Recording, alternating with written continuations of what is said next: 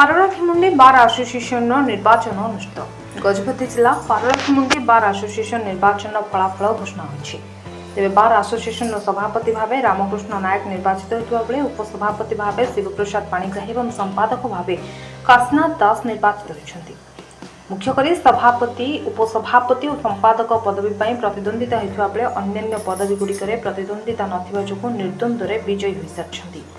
ଏହି ନିର୍ବାଚନ ପାଇଁ ଗତ କିଛି ଦିନ ହେଲା ସରଗରମ ଲାଗି ରହିଥିଲା। ଯୁଗ୍ମ ସମ୍ପାଦକ ଶିବ କୁମାର ଇର୍ଲା, କୋଷାଧ୍ୟକ୍ଷ ସନ୍ଦୀପ କୁମାର ପଟ୍ଟନାୟକ, ଲାଇବ୍ରେରିଆନ୍ ଭାବେ ରଘୁନାଥ ପାତ୍ର ଅପ୍ରତିଦ୍ୱନ୍ଦ୍ୱୀ ଭାବେ ନିର୍ବାଚିତ ହୋଇଥିବାର ଜଣାପଡ଼ିଛି। ତେବେ ନିର୍ବାଚନ ଅଧିକାରୀ ଭାବେ ମଳୟ ମାଧୁରୀ ତ୍ରିପାଠୀ ଏବଂ ଉପନିର୍ବାଚନ ଅଧିକାରୀ ଭାବେ ଗିରିଜା ପଟ୍ଟନାୟକ ମନୋନୀତ ହୋଇଥିବା ବେଳେ ଶାନ୍ତି ଶୃଙ୍ଖଳା ସହ ନିର୍ବାଚନ ପରିଚାଳନା କରିଥିଲେ। ମୁଁ ରାମକୃଷ୍ଣ ନାୟକ ଆଡଭୋକେଟ୍ ପାରଳାଖେମୁଣ୍ଡି ବାର୍ ଆସୋସିଏସନର। ଆଜି ଆମର ଯେଉଁ ବାର୍ ଆସୋସିଏସନର ନିର୍ବାଚନ ଅନୁଷ୍ଠିତ ହୋଇଥିଲା ସେଥିରେ ମୁଁ ସଭାପତି ଭାବେ ପ୍ରତିଦ୍ୱନ୍ଦିତା କରିଥିଲି। ଆଉ ସେଥିରେ ମୁଁ ଆଜି ବିଜୟ ଲାଭ କରିଛି।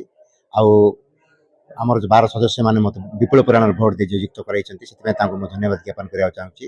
ଆଉ ପାରଳାଖେମୁଣ୍ଡି ଆଗାମୀ ଦିନରେ ଆମ ଓକିଲମାନଙ୍କର ଯେଉଁ ମୌଳିକ ଅସୁବିଧା ଗୁଡ଼ିକ ଅଛି ତା ଦୂର କରିବା ଦିଗରେ ମୁଁ କାର୍ଯ୍ୟ କରିବି ଏବଂ ତା ସହିତ ପାରଳାଖେମୁଣ୍ଡିର ମଧ୍ୟ କେତେ ଗୁଡ଼ିଏ ଅସୁବିଧା ରହିଛି ସେଗୁଡ଼ିକୁ ମଧ୍ୟ ଦୂର କରିବା ଦିଗରେ ଚେଷ୍ଟା କରିବି।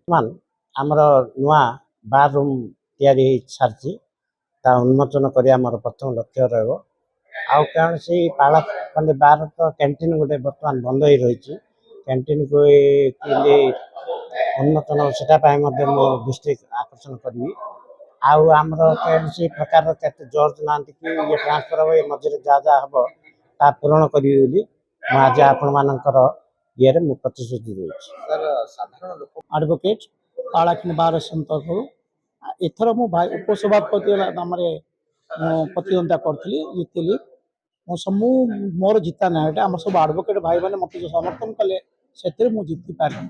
ଆଉ ଗୋଟିଏ ଜିନିଷ କହିବାର ଅଛି କ'ଣ, ମାନେ ଆମ ବାର୍ଟା ପ୍ରକୃତରେ ଟିକେ ଅସୁବିଧା ଅଧିକ ଅଛି। ମାନେ ବହୁତ ଆଡଭୋକେଟ୍ ମରିଯାଇଛନ୍ତି, ଆଉ କେତେ ଆଡଭୋକେଟ୍ ନାହାନ୍ତି, କେତେ ଆଡଭୋକେଟ୍ କୁଆଡ଼େ ଅଛନ୍ତି।